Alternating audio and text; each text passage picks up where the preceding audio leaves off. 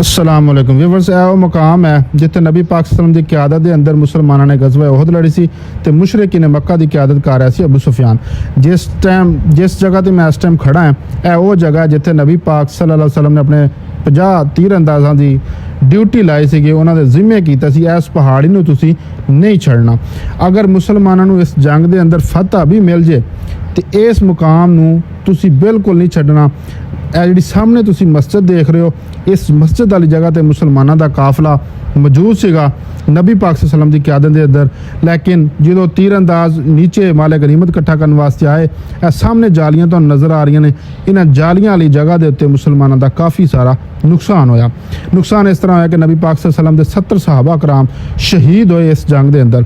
ਉਹ ਸਾਹਮਣੇ ਖਜੂਰਾਂ ਵਾਲੀ ਜਗ੍ਹਾ ਜਿਹੜੀ ਤੁਹਾਨੂੰ ਨਜ਼ਰ ਆ ਰਹੀ ਹੈ, ਕੁਛ ਦਰਖਤ ਨੇ, ਇਸ ਜਗ੍ਹਾ ਤੋਂ ਮੁਸ਼ਰਿਕੀਨ ਮੱਕਾ ਨੇ ਮੁਸਲਮਾਨਾਂ ਦੇ ਕਾਫਲੇ ਦੇ ਉੱਤੇ ਅਟੈਕ ਕੀਤਾ ਸੀਗਾ, ਹਮਲਾ ਕੀਤਾ ਸੀਗਾ। दूसरी तरफ एड़ी जालियां दे अंदर ये तुहानूं मुकाम ही मैं थले जाके करीब तो भी दिखावांगा। ये जिहड़ी लड़ाई हुई सीगी, ये 7 शवाल 3 हिजरी नूं ये लड़ाई हुई सीगी। ये जनाब गज़वा बदर दा बदला लैण वास्ते मुशरिकीन मक्का ने मुसलमानां दे काफले दे उत्ते हमला कीता सी। हुण तुहानूं मैं करीब तो जाके ए जाली दे अंदर तुहानूं जूम करके चेक करवा दिंदा। ओ बरकत मुकाम है जिथे नबी पाक सल्लल्लाहु अलैहि वसल्लम दे 70 सहाबा कराम दे कब्रां मुबारक ने।